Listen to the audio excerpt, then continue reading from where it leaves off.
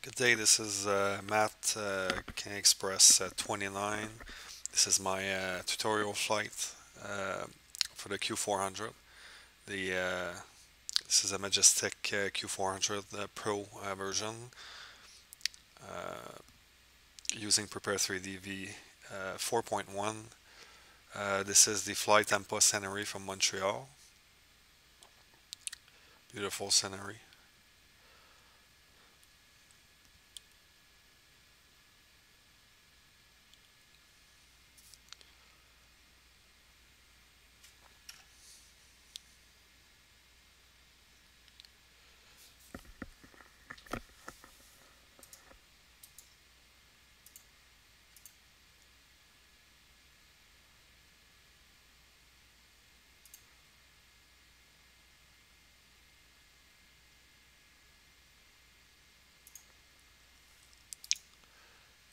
Okay, I just made sure I was on the right date there. Okay. So yeah, FlyTampa scenery from Montreal. Uh, Pretty much the best one out there. I'm flying short flight, short for 45 minutes to Quebec City, Jean-Lesage International.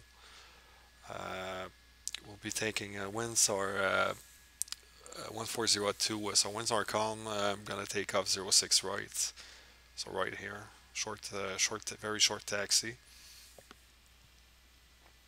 So basically, this is a tutorial to show Canadian Xpress pilots how I fly this model.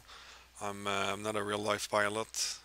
I'm an aircraft mechanic though, so I know a few things about aircraft systems. But I'm not a real life pilot. I'm just a simmer or a flight simulation enthusiast, and that's about it. So right now I'm loaded with I loaded the Dash 8 with the Majestic little program there, the control panel I think it's called. So I loaded 72 packs with 3,900 pounds of fuel. Um, I'm using Active Sky 16 for Prepar3d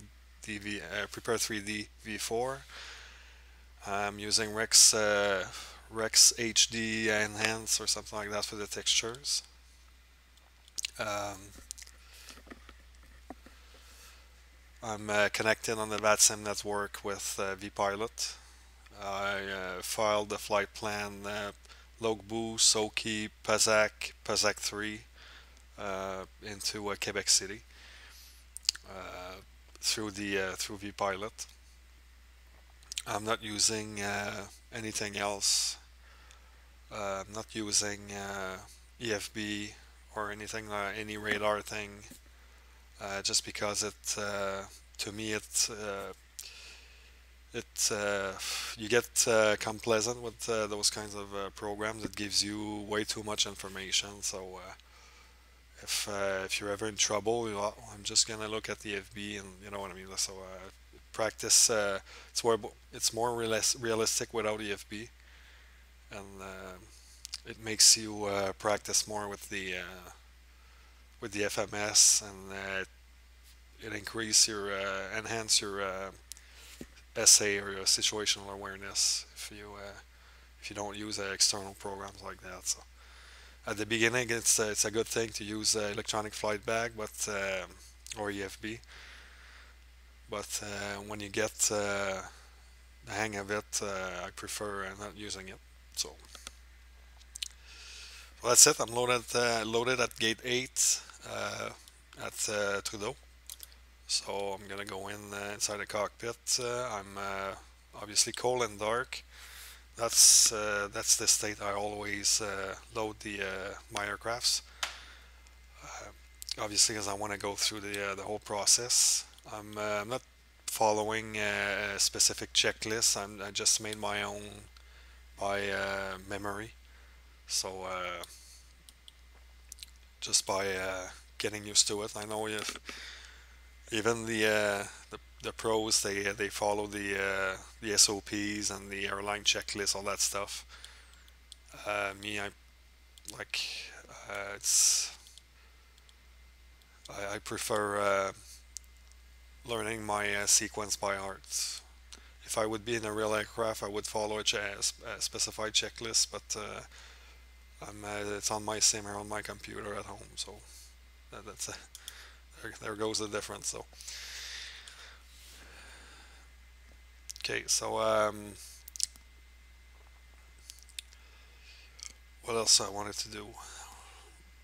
Okay, so yeah, the aircraft loaded without the external power. Obviously, sometimes it loads with the external power attached already, hooked up. This one loaded without, so that's perfect. We're gonna start from really from scratch. I'm not using GSX or ground support equipment, or is it ground service, whatever. The baggage loading and all that stuff, because I think I have a glitch with Montreal in a way, so I'm just gonna use the built-in pushback feature. Okay, so inside the cockpit, pretty nice glass cockpit here. So all pretty much all screens, so very nice. So the first thing I'll do is turn on the batteries. To turn on the batteries, you start from right to left. To turn them off, you start from left to right. Since they're off, I'm going to start with the master, the main, the aux, and then the standby, just like that. There we go. Then I'll turn on the position lights just to tell everyone on the ramp that there's power on the aircraft. Get rid of the alert warning lights. And I'm going to turn on both CDUs, or computer display unit, just so because it's through them that you request ground power. So bank angle. And one thing I forgot to mention before, I started the CXA cars, so I'm registering my flight with Canadian Xpress. That's very important. So just before that flight, I updated my ARX cycle. Okay, so all my nav database is current. Okay, so that's important as well, especially if you're off by years. You won't get the same SIDs and stars, and sometimes the minimums have changed, or the procedures or stuff like that. So you're better off being current with your ARX cycle. I'm using Navigraph for that, so I pay a yearly subscription. I think it's $80 a year or something like that, and it updates every cycle. Well, I get every cycle from all my aircrafts. I have to manually update them every time they reset. So I think it's every 3 months or something, yeah, or 2 months or something like that. So that's all good. I'll accept that. Same thing on the CDU2. I'll accept this one. Okay, so to request ground power, I'll hit data, then services, and GPU, which stands for ground power unit requests. I'll hit the request button, and as well I'll make sure that gear pins here doesn't show stow. If it says stow here, it's because they're still on the gears and they're not stowed in the bag. That's going to be a problem when you try to retract the gears if the gear pins are still installed. Okay, so we're good for that. I'll exit. Whoops. Okay, so you can open the exits, all the doors, with that feature as well. Okay, so we heard the GPU starting up. So I'll pop up the electrical display. Okay, right now my external power switch is off. As soon as I switch, I flick the switch to on. I'm gonna have a DC power on here, and I'll have the engine intake lights go go green. Okay, just like that. So right now I'm on external power. Okay, so I'm not draining any more battery juice.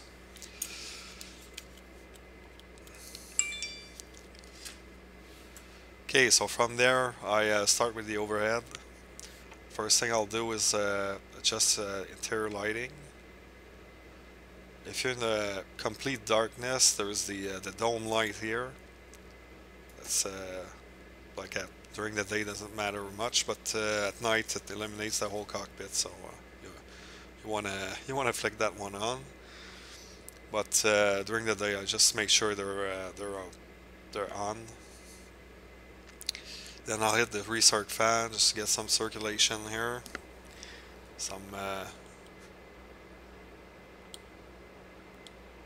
breeze. Then I'll go to seatbelt sign, to the no smoking lights, and then the caution light test. So you hold on that switch, and you make sure every lights are eliminated. So that's good. If it's stick like that, I just press it back and it's gonna go back to the original position. Then emergency lights to armed, and that's it for now for the overhead. Then I'll start back at the back of the pedestal with my left radio stack. I'll turn the knob all the way to the right. Same thing for the right radio stack. By doing that, since I have my batteries on and my crew door main entrance open, I'll have the default announcement that says welcome to Dash 8. It's gonna start soon. Ladies There and we go. gentlemen, welcome on board our Dash 8 Q400. I'm just waiting for the last luggage to load on board, then we'll be able to get underway in a few minutes. On behalf of the entire flight crew, I wish you a pleasant flight. Okay, that's the first default announcement. After that, on engine start, you'll hear the steward or flight attendant doing the brief, the safety brief, all that stuff. Pretty cool. On the radio stack, I'll go all the way to FMS, so the FMS will tune automatically tune the nav radios for wireless and stuff like that. So another thing here, there's the ident button. If ATC asks you to ident, that's the button you're gonna hit. Other than that, there are absolutely no ATC online, so I'll squawk 122.8. Not squawk. What am I saying? On COM 1, I'll put 122.8. Okay, like that's the Unicom, and I'll squawk the general IFR, so 2200.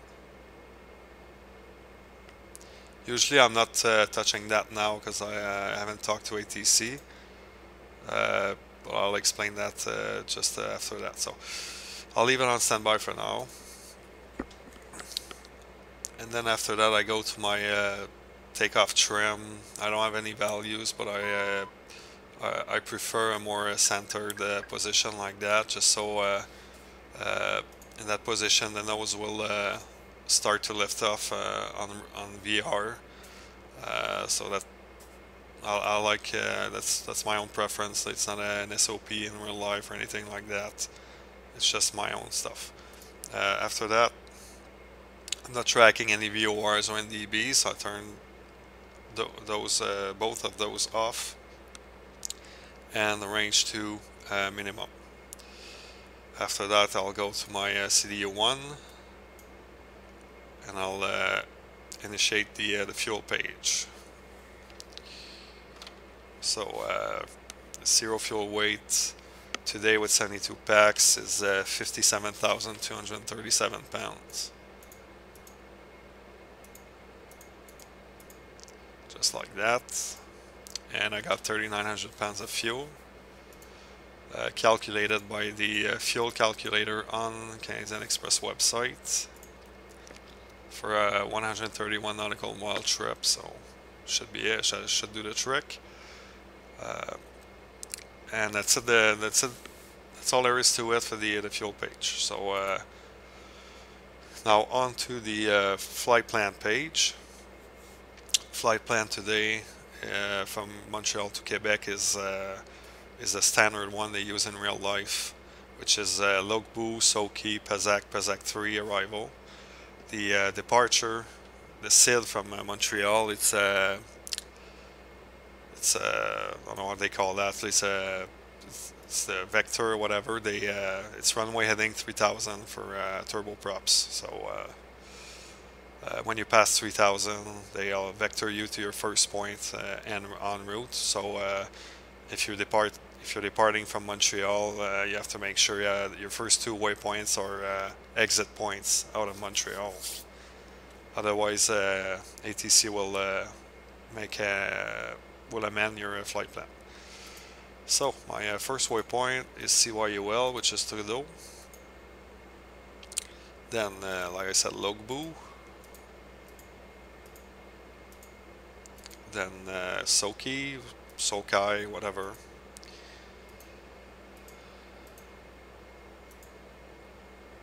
And then PESAC. I won't put PESAC-3 now. That's gonna be later on. I'm just putting the waypoints that's part of my route into the FMS right now. And my destination, which is Quebec, Jean-Lesage. And that's it. That's my old route right there. So what I'm missing is a SID from CYUL to LOKBU, and that SID is the Trudeau 2 departure. It's always the same from Montreal, out of Montreal. Like I said, runway heading 3000 for turboprop, 5000 for jet aircrafts. Then ATC vectors you to your first waypoint en route. So you have to make sure your exit point out of Montreal is the correct one. Otherwise, might be a conflict there. So an ATC might amend your flight plan. And I said I was taking off 6 right, so I'll set up this SID right away. SID is a standard instrument departure. So if I look, there's a chart for it. It's called the Trudeau 2 departure. And it's the simplest procedure ever. Okay, the simplest one, runway heading 3000. Okay, menu, depart, out of 6 right, which is selection 2, enter. SID, there's only one, Trudeau 2, and transition from 6 right, and that's it. Okay, so a few things happened. I got 3 more entries between Montreal and LOKBU. So the first one is my initial runway heading 057. That's the runway heading for 6 right. Then manual, then a discontinuity, and then my first waypoint en route. Right now I'm gonna clear the discontinuity, just like that, and I'm gonna leave it like that. So that means I have to get clearance from ATC to proceed to LOKBU. Okay, so I'm just gonna continue runway heading all the way until ATC clears me to the turn left or right, whatever, direct LOKBU en route. Okay. One thing I forgot to mention before I put on the SID was that once I enter the route itself, not the SID or the star, just the route. At that point, I'm gonna call ATC to get my IFR clearance. If every level of ATC is online, you're gonna call delivery. If delivery is not there, you're gonna call ground. If ground is not there, you're gonna call tower. If tower is not there, you're gonna call terminal, which means approach or departure. And if that's not there, you're gonna call center. Okay, so in that direction, so from the ground up basically. So let's say all the level, let's say full ATC is online, so I'm gonna call delivery. I'm gonna say, for example, Montreal delivery, Canadian Xpress 29 type Dash Q400 with information, whatever, which is the ATS, requesting IFR clearance to Quebec Jean-Lesage as filed. That's my initial contact. So I said the aircraft type, the ATS information I had on board, what I'm requesting. So requesting IFR clearance to my destination as filed. He's gonna come back to me. Canadian Xpress 29, you're clear to Quebec Jean-Lesage via the Trudeau 2 departure, flight plan route. Expect runway 6 right and squawk 4414. So I'll reply clear to Quebec Jean-Lesage, Trudeau 2 departure, flight plan route. We'll expect 6 right. We'll squawk 4414, whatever I said. So he's gonna say read back correct, push and start at your discretion. Call me back for taxi. I'll say Roger, we'll push and start at my discretion. We'll call you back for taxi Express 29. Okay, so that's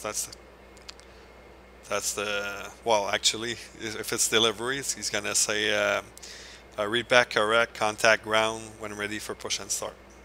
That's what he is gonna say. That's what he's gonna tell me if he's delivery. Okay, so that confirms me. He confirmed me the SID. So now would enter Trudeau 2 departure like I just did. Make sure I got the runway I was expecting. Everything's fine. Everything is ready to go. Okay, so that's done for the FMS. After that, I'm going to the glare shield. Make sure the spoiler's on taxi. The lower selection is taxi. Anti-skid is on, and I'll set the MCP, which governs the autopilot. On the Dash Q400, there's only 2 modes. There's not 3 like the 737 or any airliner with auto throttles.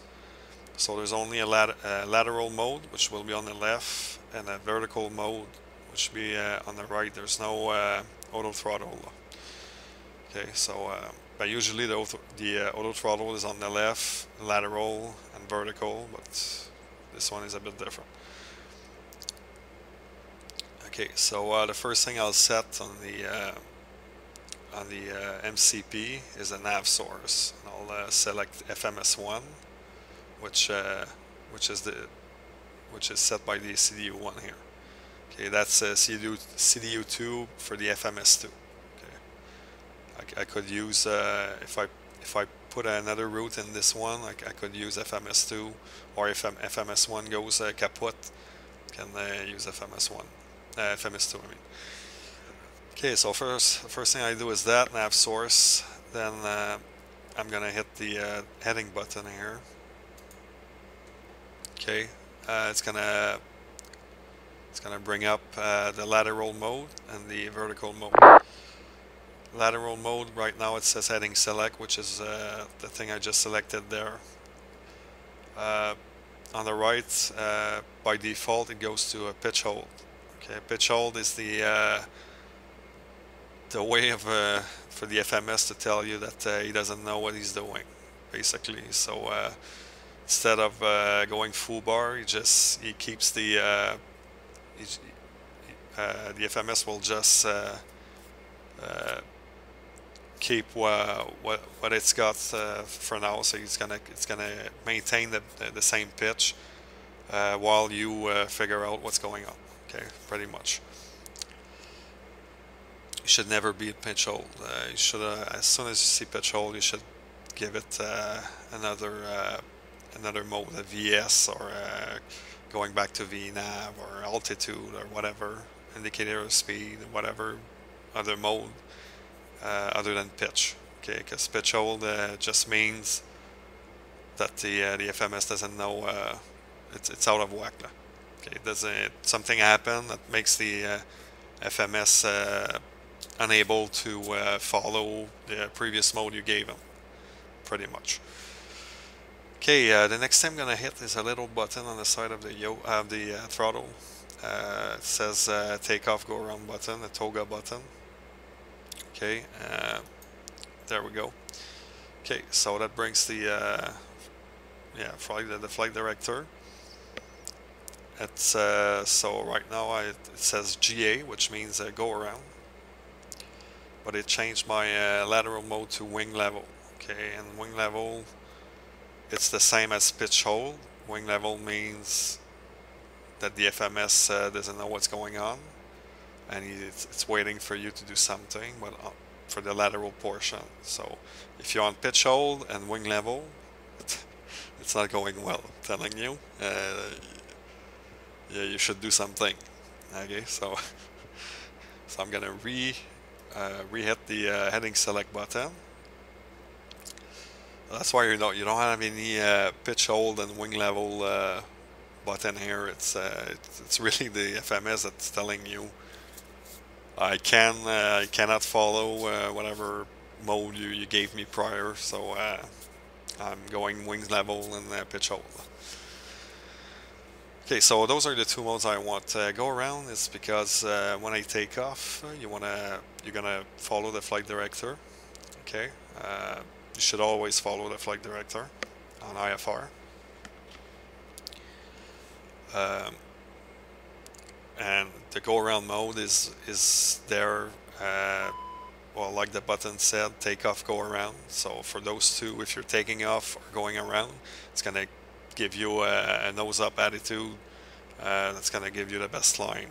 So basically you have to be in that mode when you're taking off, and that's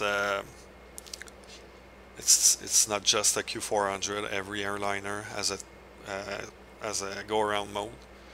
The big ones, 737, 747, they have with other throttles. The toga button will not only put the flight director in a nose up attitude, but it's gonna set your takeoff thrust for you, so you don't have to manually push the throttle all the way forward. So it's called the toga button, and it's on the throttles on every aircraft. It's just that this one doesn't have auto throttle, so by pushing that, the only thing you're doing is putting the flight director in a nose up attitude. Okay, so that's done. Next thing, the altitude. The initial climb for the Trudeau 2 departure for turboprops is at 3,000 feet, but there's 0 ATC, and I'll clear myself all the way to 15,000, my cruising altitude. Just like that. So there's only a few things left now. I'm on go around mode, heading select for lateral, that's perfect. Cruising altitude 15,000, that's perfect. The only thing right now, if I leave it like that, I'm gonna go through 15,000.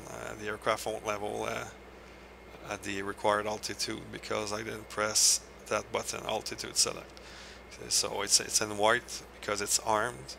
It's not activated yet. It's only activated when it's in green. So it's just armed. So at 15,000, the aircraft's gonna level off by itself. And one last thing on the MCP is the heading bug. The runway heading is 057, so I'll select that. Even if I'm doing a RNAV SID, I'll take off on heading select, then I'll switch to LNAV after. Okay, so I'm set right now for the PFD. The only thing now, I'm going to switch to the left side here. I'm going to set my V speed, so my takeoff speed. I'm taking off 10,000 foot runway. I believe 6 right is, if it's not 10,000 foot, it's pretty close. Oh, 9,600, sorry. So I'm gonna take off flaps 5, and I'm at a takeoff weight of roughly close to 62, I believe. 61, okay. So I'm gonna use 129, 131.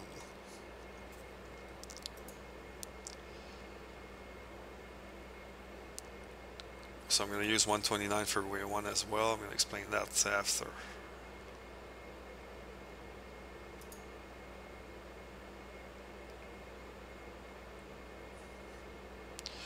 Okay, V1 is the decision speed. At V1, you're when V1 is reached, you are committed to the flight, so you have to take off. With a 4,000 foot runway, this number would be way less than your rotation, because you don't have much room to stop the aircraft. So on a very short runway, I don't have any calculation or chart or anything, so I usually use 80 knots when I'm taking off a short runway. On the other side, on the other hand, on the longer runway, like this one here, V1 will be exactly the same as a VR, because at 129 knots, I can safely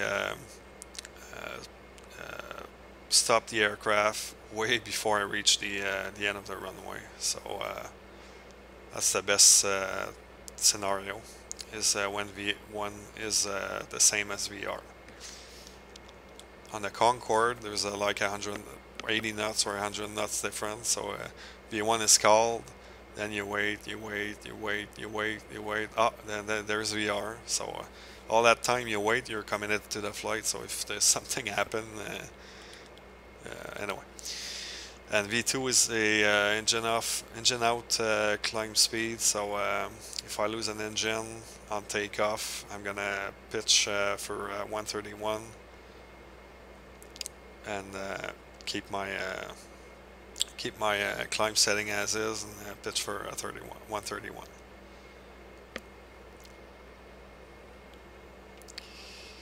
And that's it for that. And my altimeter is 3045. So that's why it says negative here, because I'm at 29092. So as soon as I bring that up to 3045, there we go, I'm in the positive. And you always double check that with your chart. The outport elevation on my Jeppesen chart, which is the current one, that's an outdated one, is 118 feet, and which is pretty much, just want to confirm, 3045, yeah. So I got roughly that ish. It's hard to tell.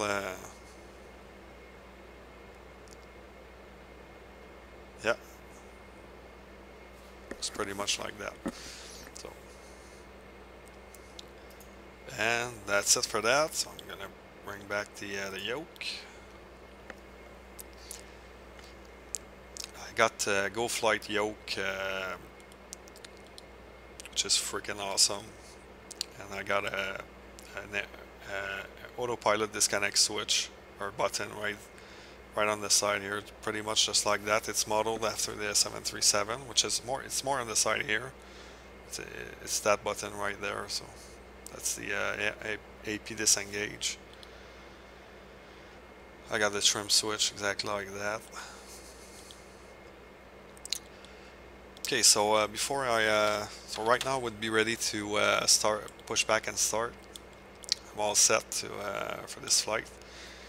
The only thing I want to talk about is the throttle quadrant for the Q400. So, okay, like I said before, there's no auto throttle here, so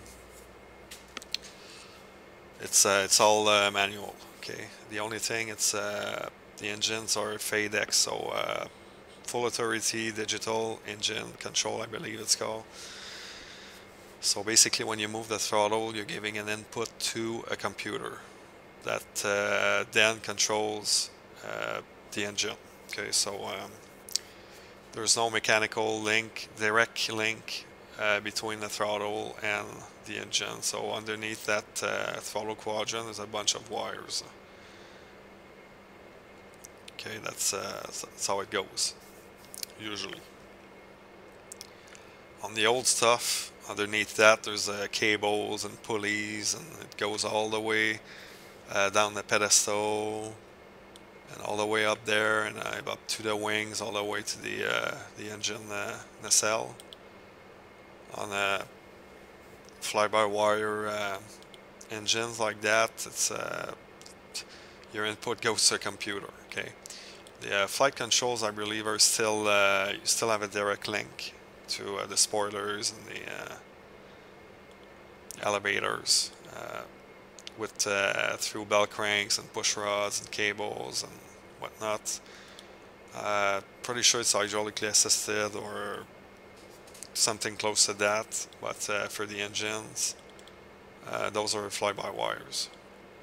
It's a big difference between, I believe, the Q400 and the previous version. Not sure about that though. Just giving out my 2 cents there.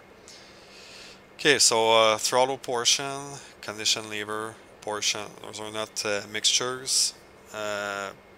Mixtures are for piston engines. Those are turboprops, so gas turbine engine. So this for the throttle portion, you have at the top there something called rating. Okay, and that's there's a detent inside there. So if you push the throttle, it's gonna stop there unless you push more, if I say, a bit harder than all the way to the wall. But there, built in, there's a detent. Rating, it's represented by a little arrow there on your torque indicator, and that's where you want to put your that's where you want your torque to be always at the rating. Okay, that's calculated by the computer, and it's considering a shitload of factors, and so that's where you want to be. If you pass the rating all the way to the wall, then you go maximum torque. Okay, and that's only in an emergency. So a bit below that, whoops. So below the rating, there's a flight idle, and below flight idle, you got disconnect, which is right now, and max reverse. Disconnect gives you I think a slight negative pitch. So if you leave your throttles on disconnect, the aircraft's gonna start to roll back a bit, and it gives you a pretty good braking action. So you basically never have to use the brakes when you taxi. If you taxi at a decent speed, if you're taxiing at 50 knots, obviously you'll have to hit some brakes at one point, but usually if you're taxiing normally, you'll never touch the brakes. Okay, max reverse, it's for pretty much like for emergency again.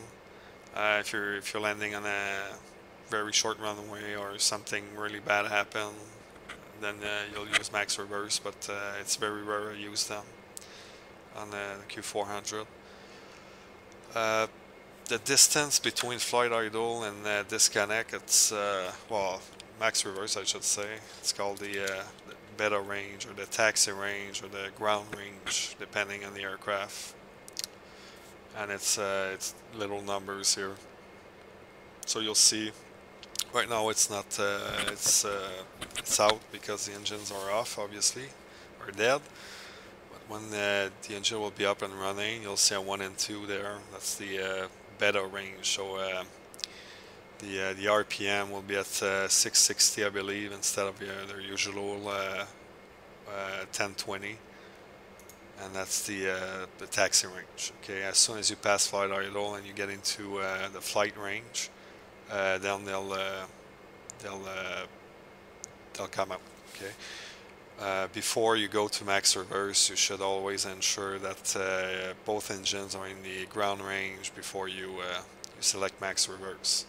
Otherwise, if you have a malfunction and let's say engine 1, the 1 doesn't come up, and you keep both on, you put both levers on max reverse, and 2 is gonna go max reverse, 1 will still give you a positive pitch, so the aircraft will yaw like crazy to the right. Okay, so and you can have a bad day there. So before you select max reverse, you always have to make sure both engines are in beta range or ground range, or like I said, taxi range. It depends on the aircraft.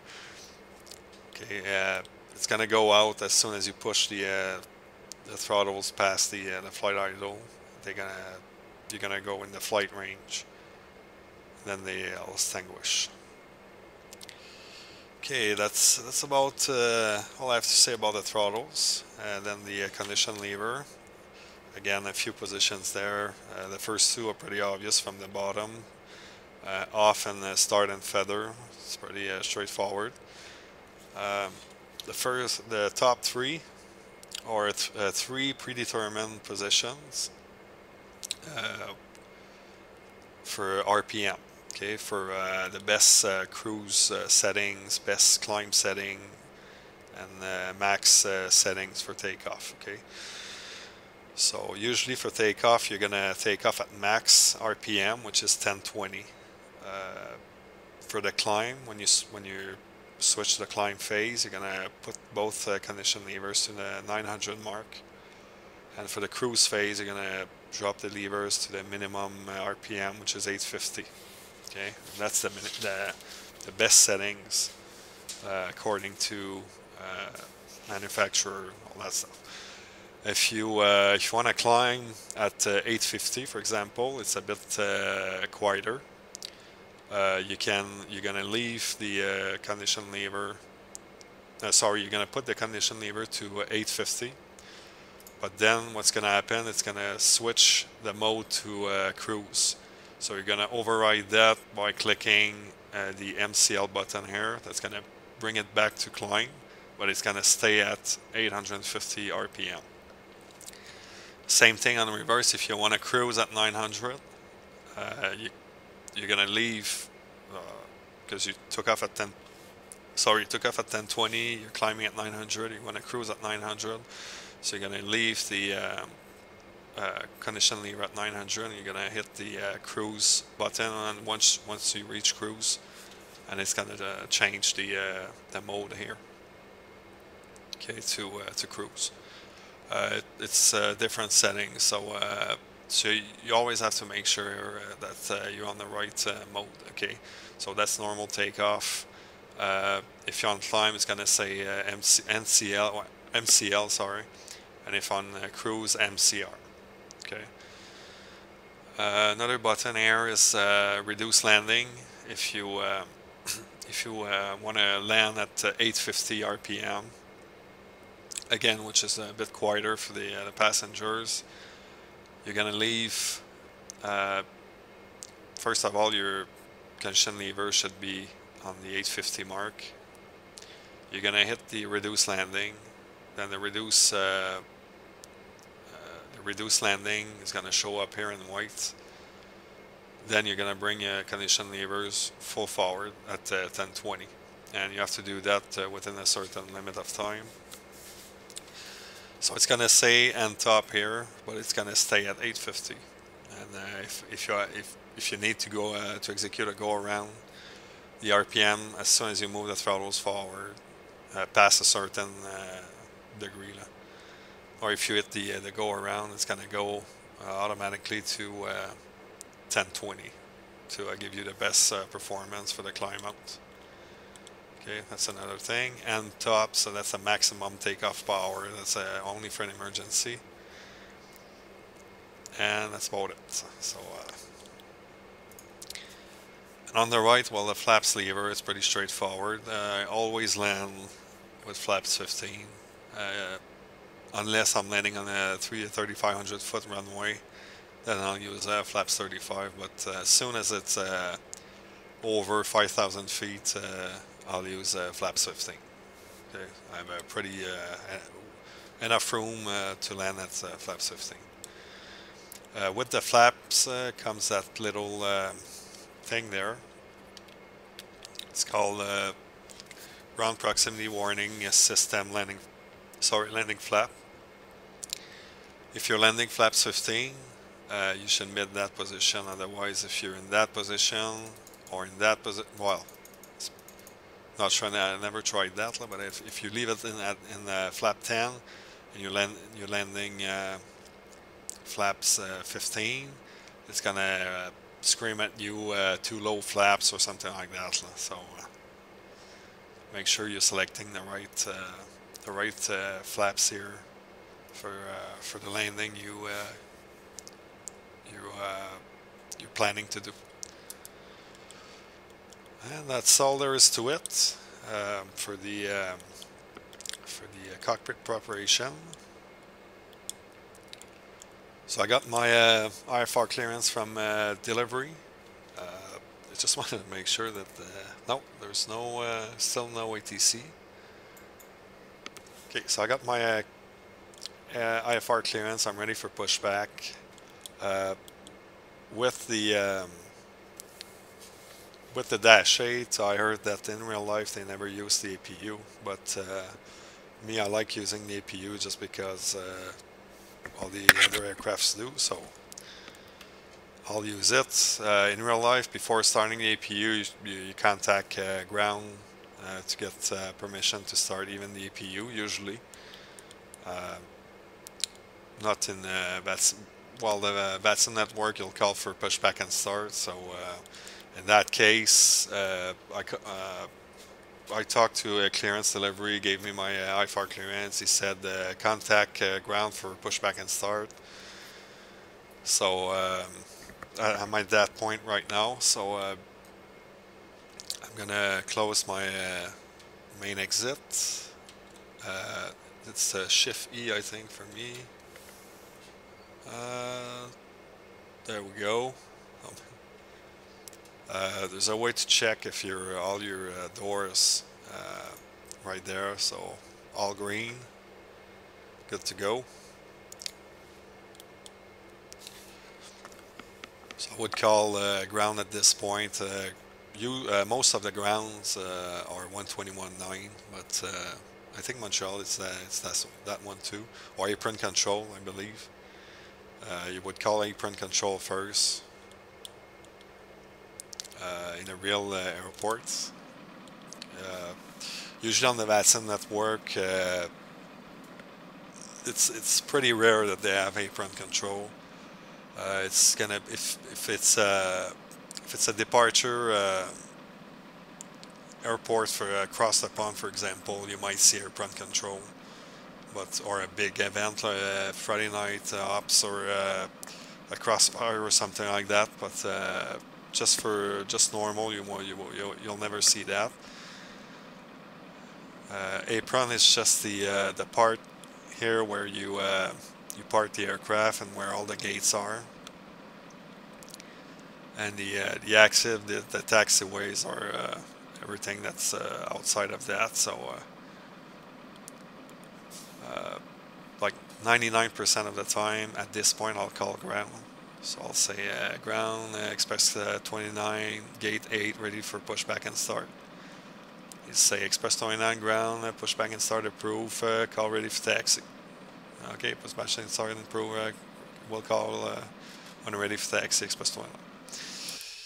Okay, so I'll turn on the strobe and the logo lights just to warn anybody on the ramp that I'm starting my APU. I'm gonna hit the power button, APU power. I'm gonna see a little light show there, and then APU start. And then I always use the external view. as you can hear the APU starting here in the back.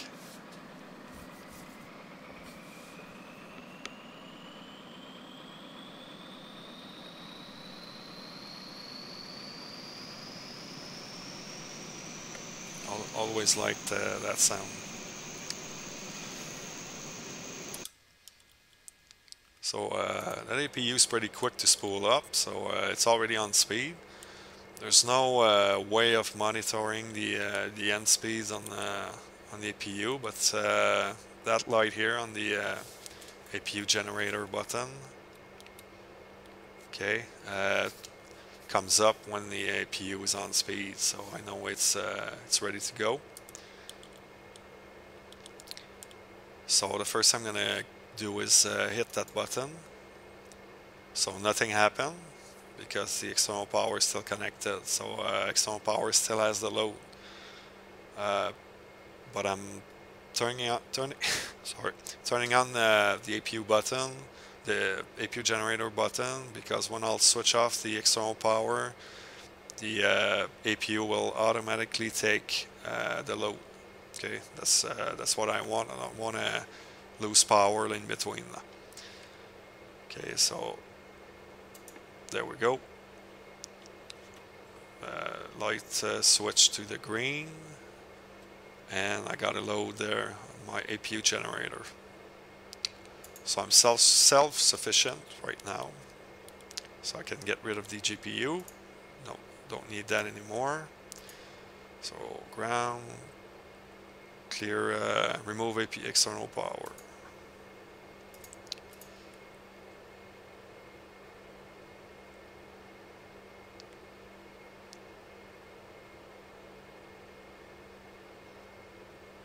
There we go, it's gone. Now for the pushback, I'm going to use the built-in, like I said.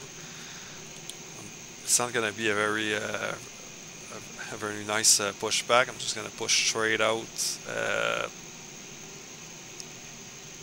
until about here, and that's about it. So to do that, I'm going to use the FMS data services, and there's the pushback functions. I'm going to bring up the engine page. I can see my aircraft from the tower here. Condition levers are in the right same position as my throttle here beside me. My actual TQ6 from GoFlight. There's the engine start panel. Both ignition knob are on norm, and that's always there. I never touch those. That's by default, that they always stay there. The start select switch, if you right click it, it's going to select 2. If you left click it, it's going to select engine 1, and that's the start switch. Okay, so in sequence, I'm going to hit right click on the select to select 2, engine start, and I'll bring the condition lever to the start, and for number 2 to the start position. But first thing first, I'm going to call for pushback. Well, we are ready for pushback. We are ready now, please release parking brake. There we go, just clicking on the parking brake released. Parking brakes released. Pushing back now, you're clear to start the engine number 2. Okay, so 2 selected, 2 start, and condition lever to start. So we've got rotation, fuel flow, light off, and positive oil. And it's going to be a very short pushback. I'm almost reaching the end there. So I'm going to stop it right there. Good afternoon, ladies and gentlemen. On behalf of So our back on the airline, nav we would like to page. welcome you on board of our Dash Pushback complete, the engine set to parking brake. The flight Parking time brake today is on. approximately 2 hours. Would you please fasten your seatbelt? That's another default Parking brake announcement set. we're Can we hearing. get clearance at number 1? Electronic equipment, we would kindly ask you to contact us first. For takeoff and landing, Control is these free and devices clear must of be no switched secure. off, and the Clear to cellular start phones the may engine not number be 1. used during the entire flight. We wish you a pleasant stay on board. Okay, so engine 1 selected, engine 1 starts, and condition lever to start. The starters are electric starters on the Dash 8 Q400. They're not pneumatic, so you don't need bleed air to start the engines. A lot of aircrafts are pneumatic starters, so not this one. So in that position, the RPM is Ladies and gentlemen, obviously way below the international the green marks at 210 RPM. emergency exits. 2 exits are located in front, 2 at the wings and 2 at the back. They are marked with the exit signs. Illuminated escape path markings on the floor lead to these exits. Each seat is equipped with the safety belts. To fasten the seatbelt, put the 2 ends together. Tighten it by pulling the loose end. To unfasten the seatbelt, lift the upper part of the buckle. Your life vest is located under your seat and is sealed in a plastic bag. When instructed to do so, take a hold of the bag and take the life vest out. Pull the life vest over your head. Fasten the life vest by connecting the hooks to the ring. Pull the struts until the life vest is properly adjusted. On leaving the aircraft, pull the threads tight. I was going to wait till she finishes, but it's too long. So, okay, so I'm both engine stables. They're above 10 degrees Celsius. I have positive oil, so I'll bring my condition levers all the way to max RPM, which is 1020, just like that. And the engine will spool up according to the computer and stabilize at 660. And there's the 1 and 2, the ground range I was talking about.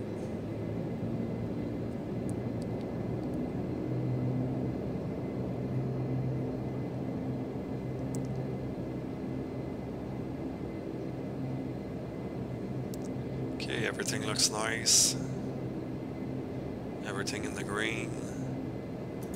Okay, right now both aircraft generators are online. Okay, I don't need my APU anymore, so I'll just kick off the APU generator for now and leave the APU spinning with no loads just to before I shut it down. Both engine bleed air valves open.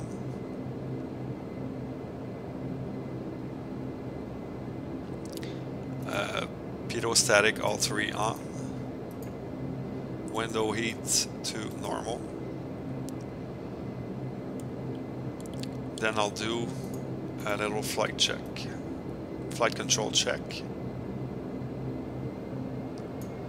Very important. So before I can do a flight control check, if I right now I'm moving my yoke, it's not moving here because the control locks is on. So I'll get rid of the control locks. Then look at that. Full left, full right, full aft, full forward, rudder right, rudder left. I think there's a built-in feature that you can't go all the way, or maybe my pedal are just not calibrated properly. Anyway, but they respond pretty good to what I'm giving them, so I'll go with that. So flight control check is done. Then I'll wait a radar to standby, transponder to Charlie or squawk normal, because I'm about to taxi, so I have to squawk normal. So the only thing left is to call for the taxi clearance. It's a pretty short one. It's gonna be apron, hold short 6 right. Okay, so I would say something like grounds is Express 29 ready to taxi 6 right. Express 29 ground, taxi apron, hold short 6 right. Well, taxi apron and hold short 6 right for Express 29, thank you. Okay, something like that. So I got my taxi clearance. I'm gonna turn off my APU, turn on my taxi lights, and I'm ready to taxi. Okay, for this one, my throttles are out of whack in the beta range. So taxi might be a bit weird, but first thing first, I'll remove the parking brake and I'll do the brake check. Okay, there we go. Brakes are good. I'll start. Oh. Okay, what happened there? I forgot something in my cockpit preparation. I forgot the nose steering, which is right there. It's a small thing, but yeah. That's why they have checklists in the real world.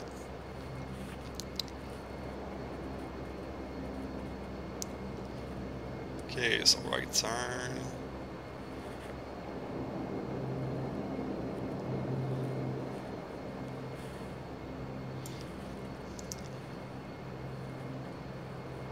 I have to calibrate those throttles in the beta range, it's terrible.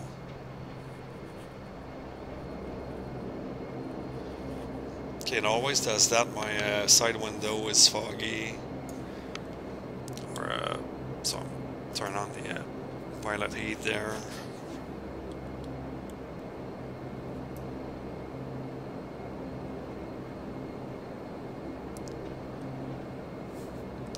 Okay, so I'm a safe place now. I'm going to turn on the weather radar.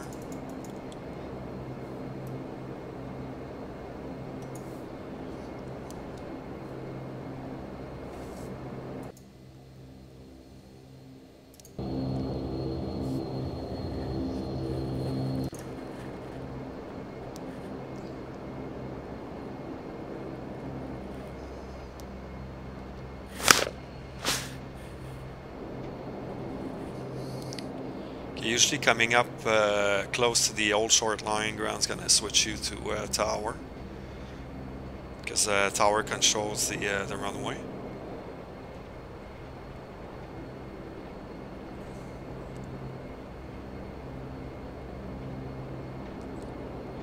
I'm taxiing a bit faster than what I like to, but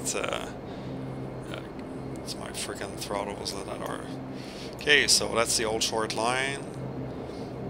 You have to wait there for the you need clearance to cross that line. So I'm about there. So ground transferred me to tower. I called tower. Tower told me to line up runway 6 right. So I'm gonna turn on my landing lights, spoilers to flight, and remove the control locks, and taxi to the actual runway.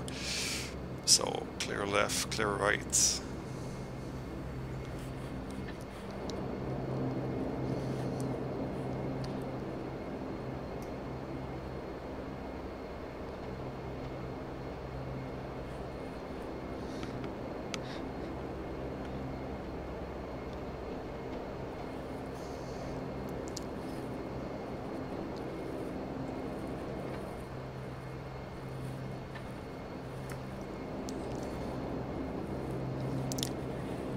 Okay, I'm lined up right now, and I forgot something on my taxi, or my taxi.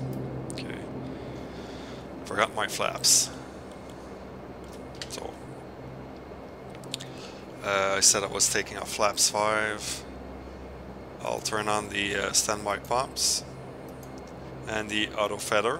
I should have done that while taxiing, but I'll blame the very short taxi I had, so that's what I'm gonna do.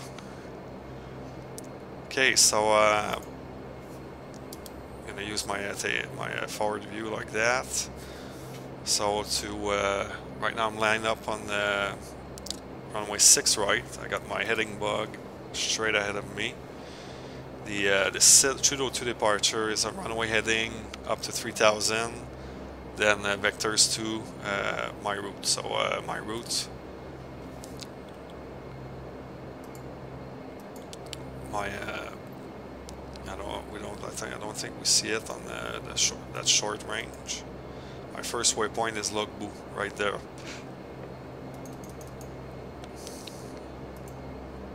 Okay, so for now I'm just gonna take off, keep runway heading, and I'll clear myself to LOKBU.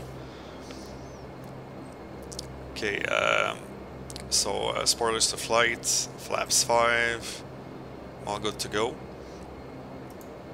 So my flight director is will give me my takeoff attitude. Okay, when I lift off the runway, and that's it. So I'll advance my throttles all the way to right now. They're split because my it's not calibrated very nicely. I'm gonna advance them all the way to the rating, but instead of looking there, I'm gonna look there because there's 2 little arrows there, and that's the rating. So I'm just gonna move the throttles forward until I hit the ratings. Okay. So there's nobody around. All set. So ready for takeoff. So brakes off and let's go. Let's move those.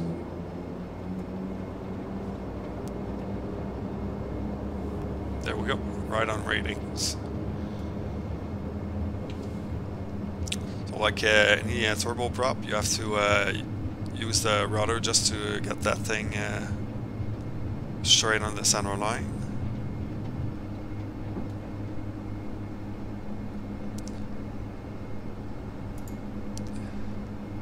Okay, positive climb gear up.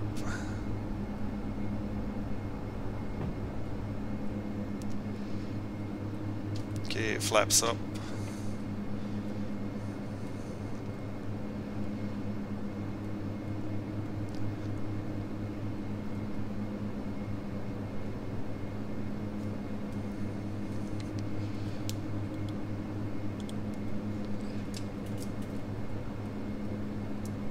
Okay, passing 1000, whoops. We'll transition to the climb portion, so we'll condition lever to the climb, and I'll set my climb speed to 200 knots.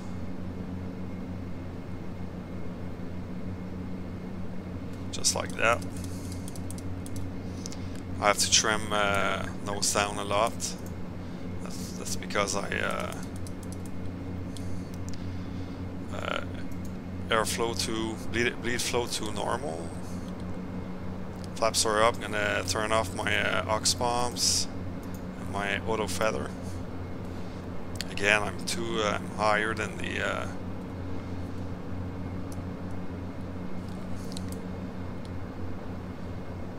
maybe I'll put less less nose trim next time. Okay, so I passed 3000. I'm gonna clear myself direct bug key, LOKBU I mean, which is 4. There we go, LOKBU, and hit the nav button here. It's gonna put me in the LNAV mode.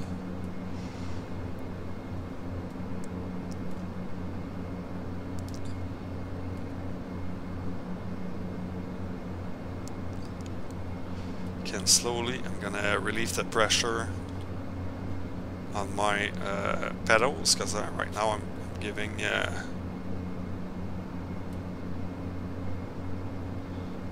okay, I'm pushing on the right pedal, so as I remove my foot, I'm gonna trim those right.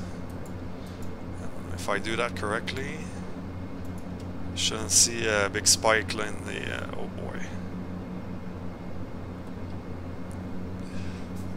It's hard to do on a simulator like that, about too much. Okay, so I'm looking at that here. I'm not sure where they see a smooth flight controls in the Pro version. I don't see anything smooth here.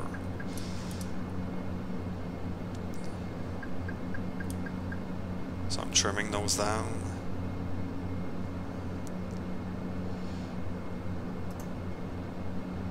Okay, I'm gonna increase the range. Hit the data button.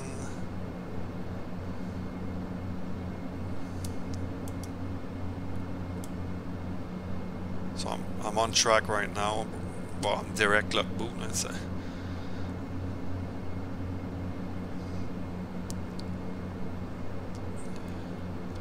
A bit more nose left.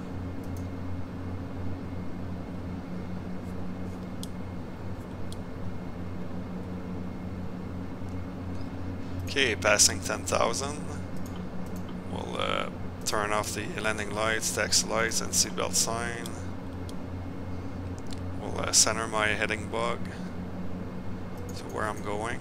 Ladies and gentlemen, for your own safety, Just because it's a good airmanship to do that. during the entire flight.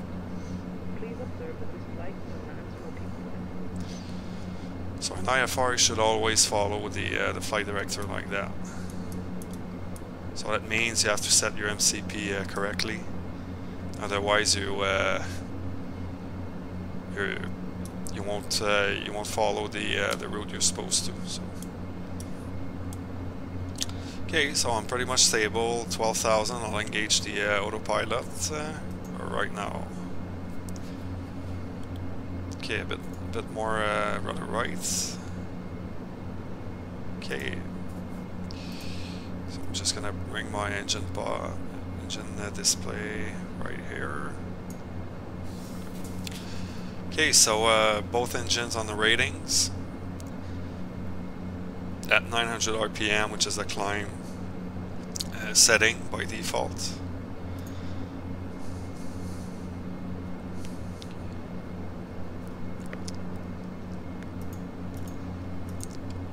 Okay, just to use the overrides, I'm gonna climb at 850 RPM, so I'm gonna drop the condition levers furthermore to 850, but that puts me in the cruise.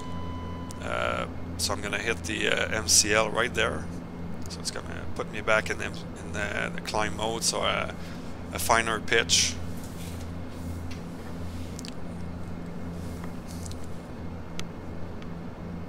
More performance.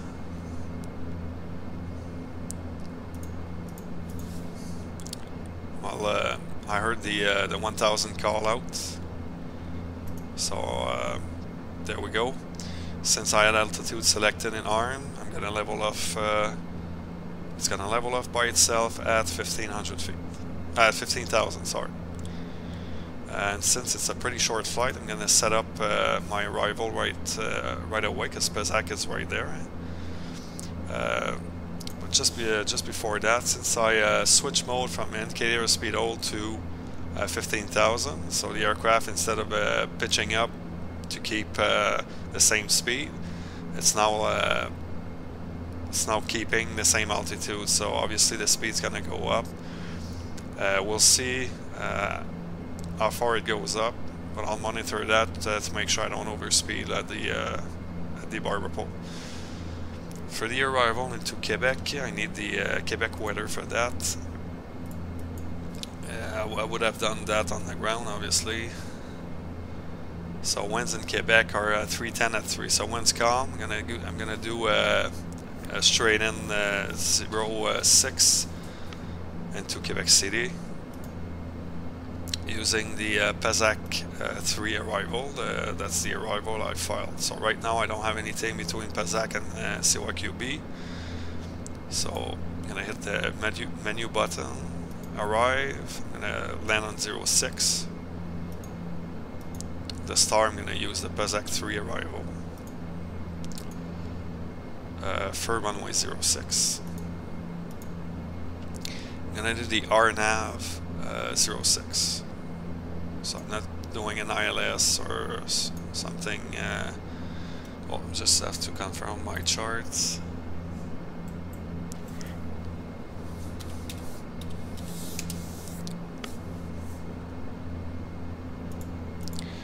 Okay, so I'm gonna come out of the climb mode here and select the cruise mode.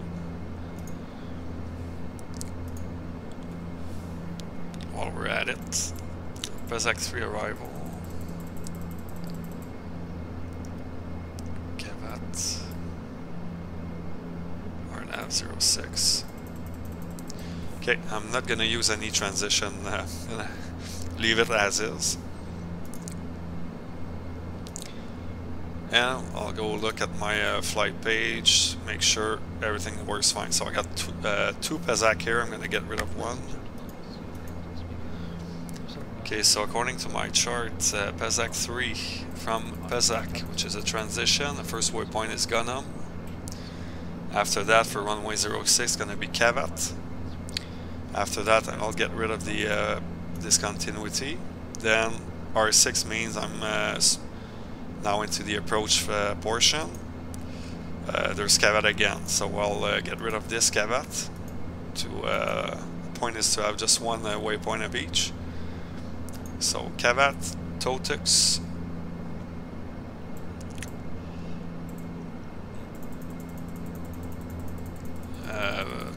Totux, which is the final approach fix waypoint, sorry, or TAT. Then runway 06. Then it's the misapproach point, which is climb track 061 to Rolla. Then climb 4000, track 060 to BV and DB. And hold. So BV is Champlain. So Rolla, I should have BV next, then hold. So that's perfect. I lost my second waypoint here, so, and if you look there, I'm not going anywhere. That's not good. So I'm gonna hit the next button and select SOKYE. Okay, so you should always have a track in front of you. If you don't have anything in front of you, it's no good. So I'm starting to. I'm pretty close to the barber pole there, but I think I'll be good to go.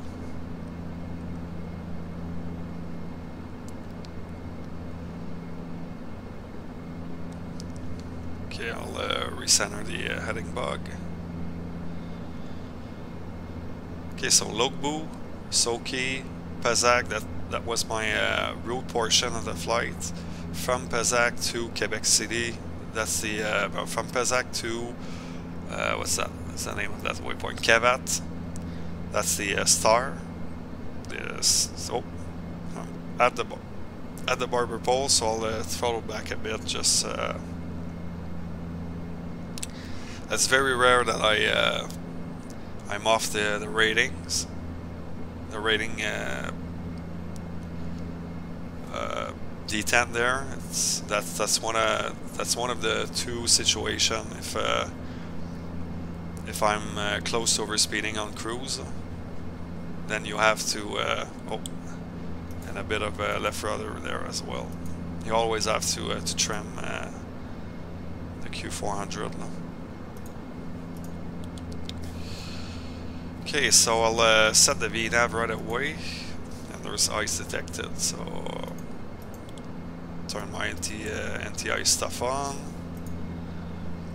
Okay, so on the arrival, PESAC 3 arrival, I have to, for runway 06, I have to cross Gunham at or below 16,000. Sorry, at or below 10,000. And then Kevat at 3,000. So what I'll do is I'll select Kevat and I'll monitor to make sure I cross Gunham below 10,000. There we go, my top of descent. Well, Kevat 3,000 was already in the kit because it's from the chart that I got that 3,000. So the only thing I do is select Kevat, then enter. That's my standard descent rate, 1,800 feet per minute, and so it gives me a top of descent, 22 miles, 3 minutes. So it's a pretty short flight, and my top of descent indication is right here.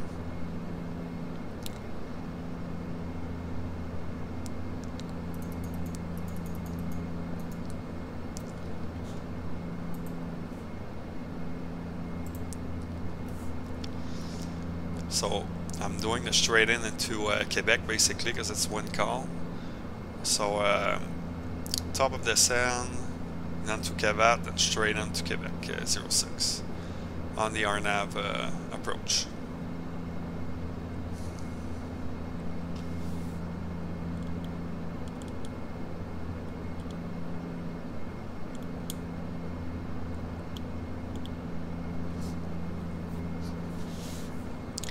Okay, I got my vertical, my VNAV profile indicator right here showing up. That means I'm getting close to my top of the Seine, and it also means that I can arm my VNAV profile. So I'm gonna simulate that ATC cleared me to 5,000 feet. So I'm gonna reset to 5,000. It doesn't do anything to the aircraft because I'm still on the altitude hold mode there. So I'm going to hit 5,000. As soon as I change my altitude, I'm going to hit the altitude select arm. So I'm leveling off at 5,000. And since I got my VNAV profile indicator here, I'm going to hit the VNAV there. So VNAV is armed. So the aircraft will capture the profile as it go through here. Very nice cloud outside. Okay. I'm gonna reset my recenter my heading bug. A lot of aircraft you just hit the center of the button and it resets the heading bug automatically. This one I have to turn it off.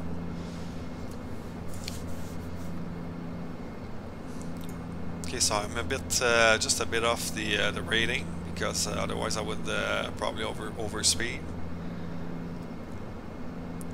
For the rest, it's pretty good. CIT, or inlet turbine inlet temperature, or whatever you say that, and which order. It's okay if they're not exactly the same, but I got a bit more torque, 1% more torque on the left one, on the engine one. That's why I'm a bit, temp is a bit higher. So coming up on the top of the Seine, as soon as I see the indicator moving, I'll start throttling back, just so I don't overspeed. There we go. So slowly throttling back. Then when I capture the VNAV, then I'll drop down to about what, 20, low 20s. Make sure I got equal thrust, or equal torque, sorry. And when you do a power change, you have to retrim. Whoops, not too much. Jesus Christ. What was I thinking there?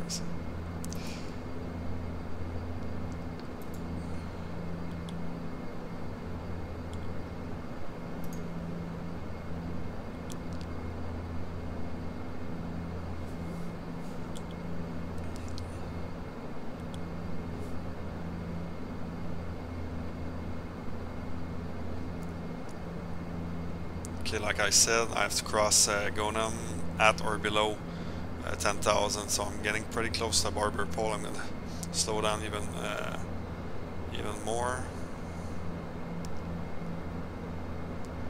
So pretty much at idle.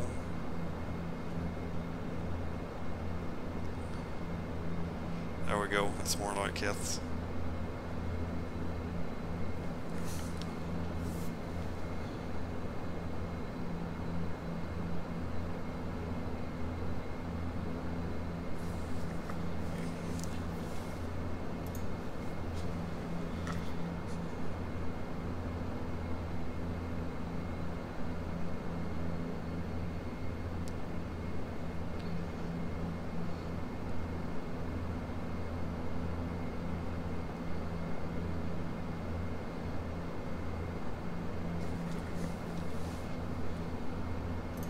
Okay, we'll look at the finishing up the setup for the landing. So I'll land flaps 15. I'll do the RNAV runway 06 into Quebec City. So ground proximity warning, flaps 15. There's a message on the okay, that's good. Still okay. Approaching 10,000 with throttle back to cross at 500 knots to 250 knots.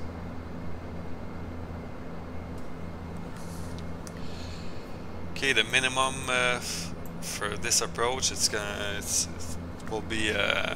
a precision approach. Well, actually, I'll use the no, I'll use a DH. Okay. Coming up on 10,000, landing lights on, seatbelts on.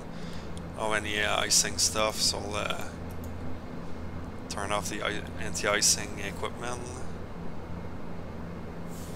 So I'm below 10,000. I haven't passed Gonam yet, so I'm good for that.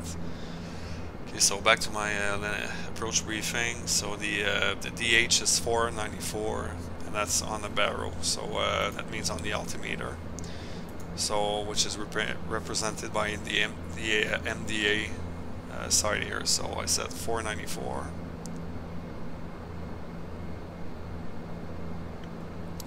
And on the radio, it's 250.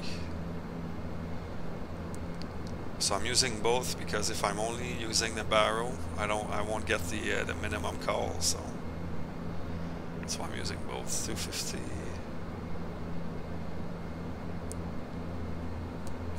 Oops, 250. So there we go. It's the decision altitude, because it's a precision approach. It's 494. The decision height. So on the radio altimeter is 250. If we're going miss, it's straight out. Climb track 061, which is pretty much runway heading, to roll raw, then climb to 4,000, track 060, which is pretty much the same track again, to the Champlain DB and hold.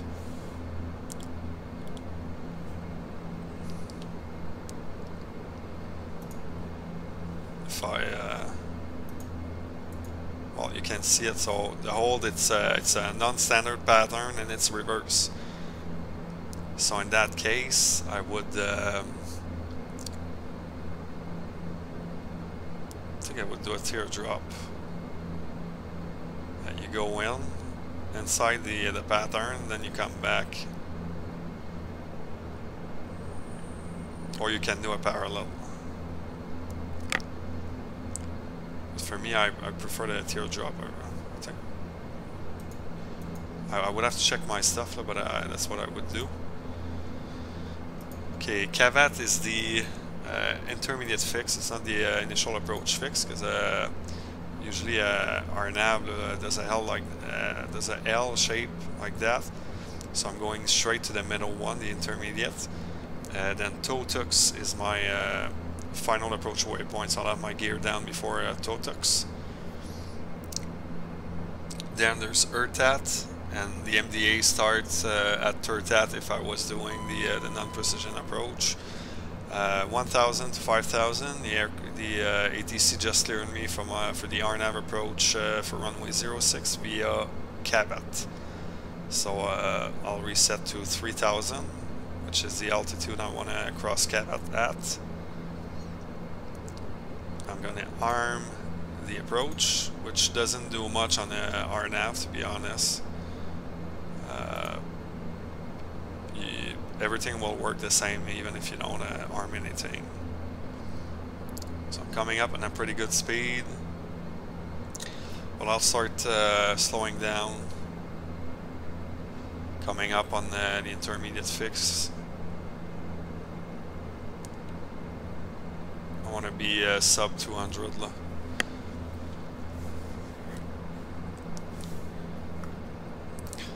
and my VREF will be for landing at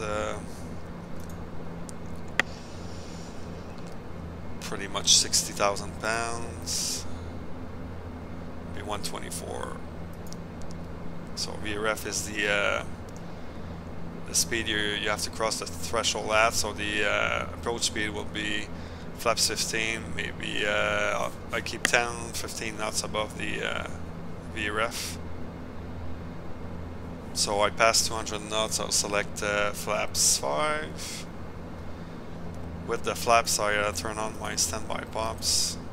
I just let I'm letting the speed bleed. I'll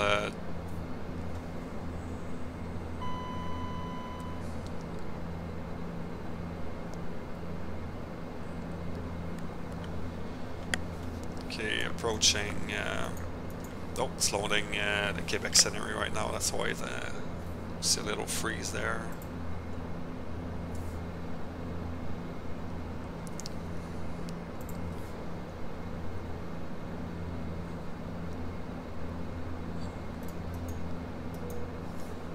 Ladies and gentlemen, we've just started our approach. We would kindly ask you to fasten your seatbelts again and turn off all your electronic equipment. I may be a bit slower than they would do in real life, but it's prefer slower than faster. Hot and furious, fast and furious. Okay, after caveat, the minimum safe altitude is 1900, so I'll reset to 1900. I'm still on VNAV, so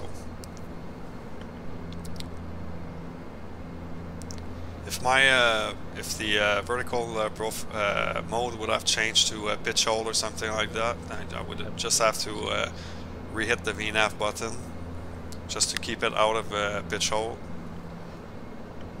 Okay, I'll center the heading bug.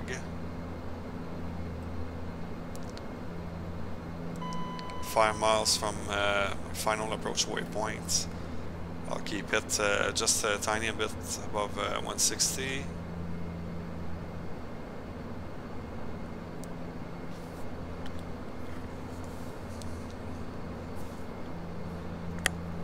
I'll keep the screen lower because I just want to show that when it's all set up properly, I can keep it on autopilot all the way to minimums. Okay, so 3.5 miles from my final approach waypoint, I'm going to drop the gear below 165, 2500, check. That means my radio altimeter is alive, it's picking up the ground. I got 3 greens, flaps 10.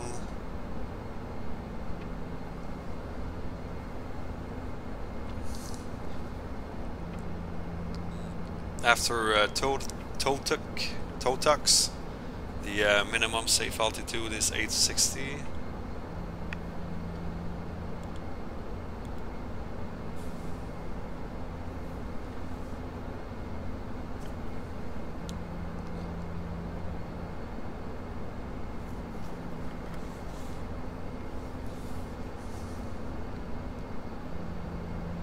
There we go, I'm going to reset to 860 here. I'm going to switch the view here to the tower view. Oh no, I'm going to keep it for outside for now.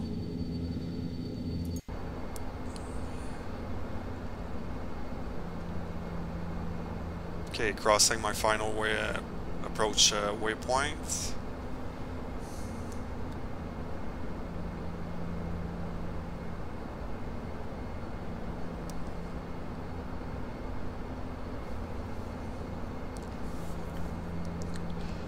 Okay, so I'm going to use the reduce landing feature. So I'm going to hit the reduce landing and then bring the condition lever off forward and select the bleeds to minimum. Oh, speeding up a bit, so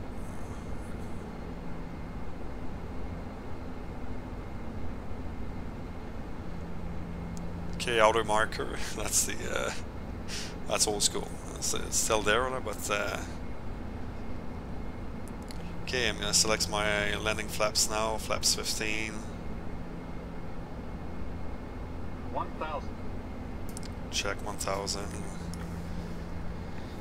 Coming up on ERTAT, that's the MDA, or the decision height, which is 500.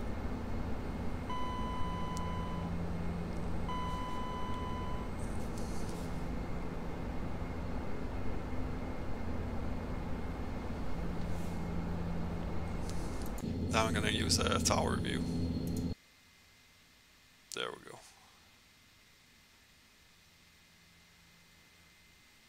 Okay, coming up on my minimum. And I'll start looking forward because I'm gonna get pretty close to the runway there. So 500. there we go, and there's a runway. So I'm gonna, well, okay, disconnect. 100. So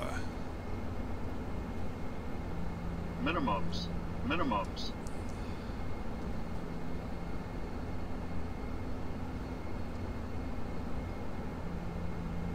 $100.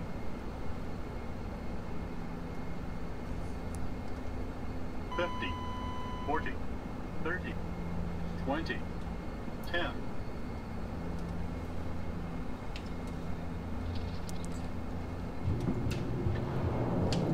there we go. Wasn't my best. I didn't.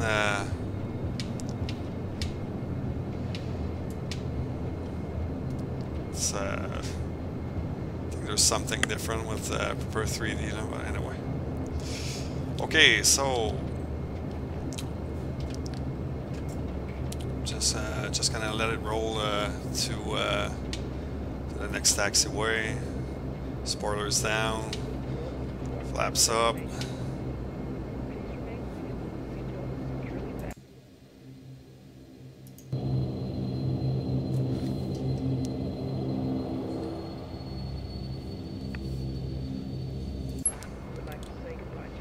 There's the taxi lights.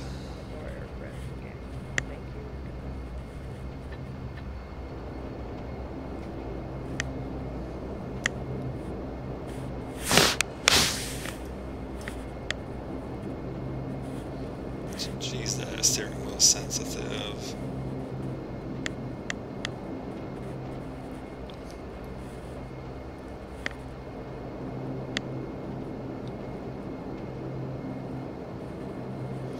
Yeah, I have to recalibrate this this thing because it sucks.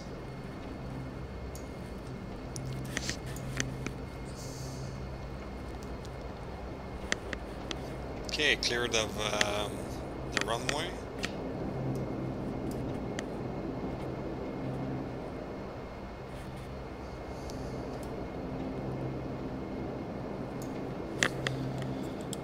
So turn on the turn off the landing lights with the radar.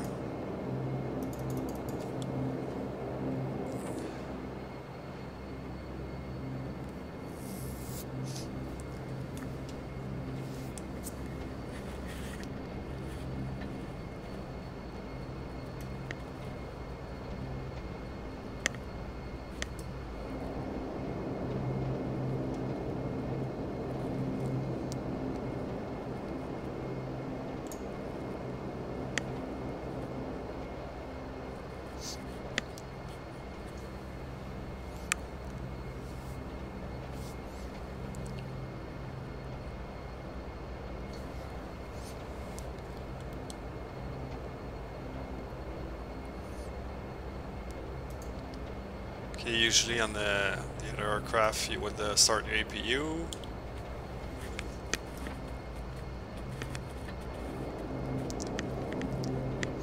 I hate how my throttles behave.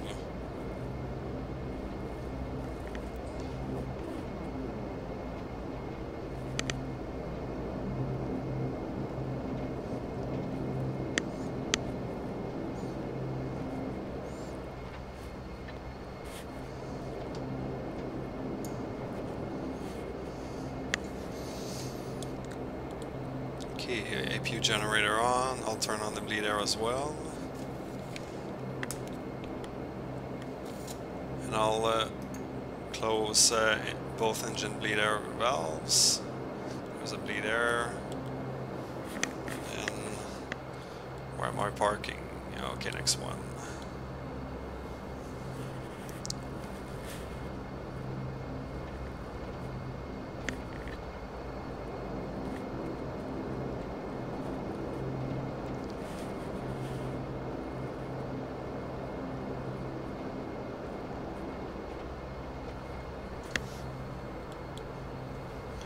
There we go, right there. Spot 24.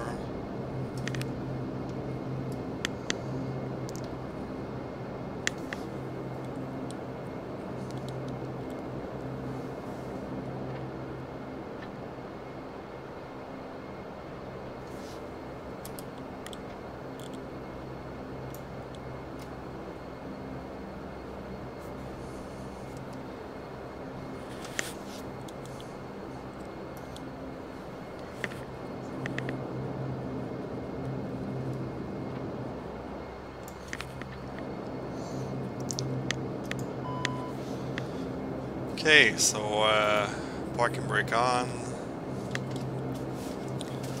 First thing I'll do usually is I'll disconnect from the network.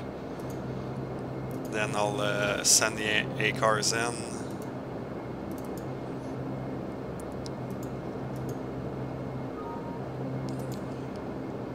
Then the fun part's watching the replay.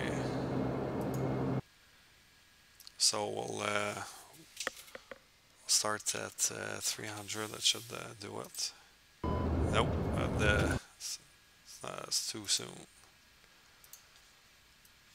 Okay, that's 350. Okay, yeah, that's good. Story review.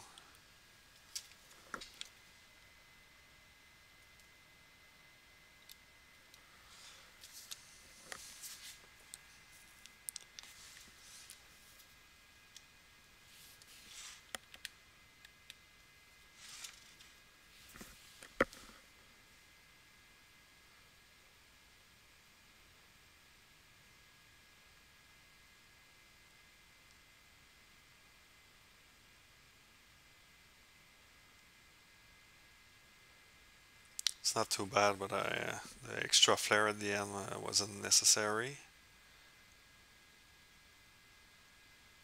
So a very nice scenery here from, not sure who does it, but it's pretty new and it's very nice. Okay, yeah, landing was pretty good. So back at the spot here. So turn off taxi lights. APU is on, so I can drop the engine to the start and feather position, which doesn't shut them off right away. It just puts them into the low speed mode. Usually I should be able to request ground power. Yeah, okay.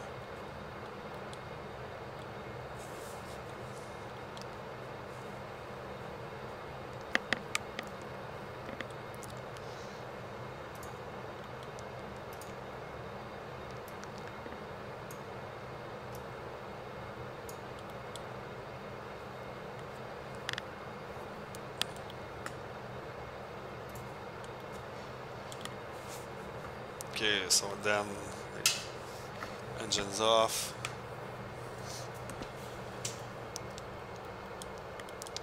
External power on. APU off. Pitot off. Pilot heat window. Sorry, window heat off. Strobes off, logo lights off, so I only have position, seatbelt sign off, then main entry open, and that's it. Yeah, very nice scenery here in Quebec.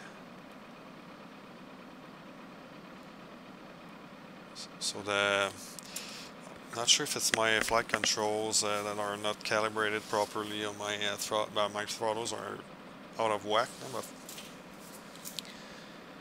since I switched to Prepar3d before, it's a little bit different. Yeah, that's my tutorial flight. Did an RNAV approach on this one. Might be another one. I might do another one with an NDB or VOR DME, anything but an ILS. ILS is it's the most common one, so I want to, or maybe into a small airport. We'll see how it goes. So that's how I fly the Q400 for Canadian Xpress pilots. I might do one with ATC too. We'll see. I hope you enjoyed that one. It was pretty fun, actually. Pretty quick flight. You have to react pretty quickly, but that's how we learn. So hope you enjoyed it. Hope it helps. Hope to see more Q400 pilots out there. Thanks for watching, guys.